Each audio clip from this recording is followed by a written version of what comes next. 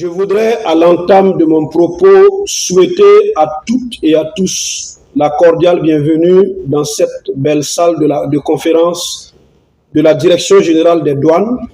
à l'occasion de la première édition de la conférence publique sur la préparation de la retraite. Il convient de rappeler que la CARFO est un établissement de prévoyance sociale qui a pour mission principale de gérer le régime de sécurité sociale des agents publics de l'État au Burkina Faso,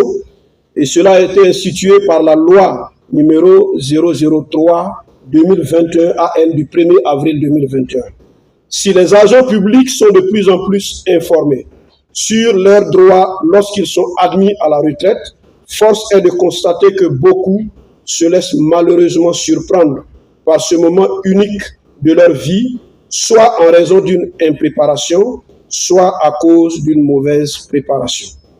En CARFO a initié une conférence publique sur la thématique de la préparation de la retraite au profit d'agents publics en activité afin de les munir d'informations conséquentes pour préparer et organiser cette seconde vie après leur période d'activité. Mesdames et messieurs, distingués invités pour cette première édition, ce sont les agents publics du ministère de l'enseignement de base, de l'alphabétisation et de la promotion des langues nationales qui sont à 5 ans au plus de la retraite qui vont bénéficier de cette conférence publique. Le choix de ce ministère n'est pas anodin. Il convient de rappeler que ce ministère regroupe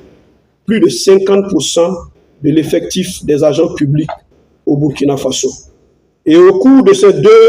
jours de travaux, vous aurez une série de communications sur les thématiques suivantes.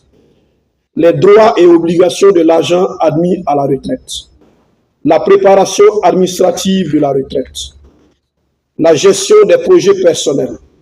l'accès au financement du Fonds national d'appui aux travailleurs déflatés et retraités,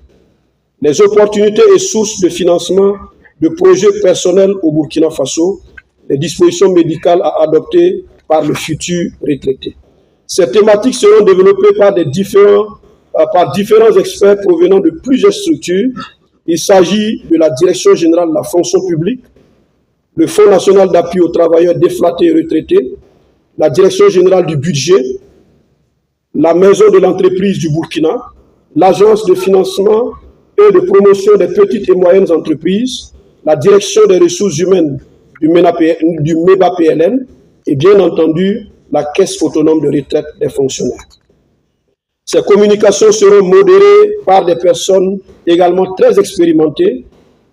dont Monsieur le directeur général de la protection sociale et Monsieur le directeur général du FONADR.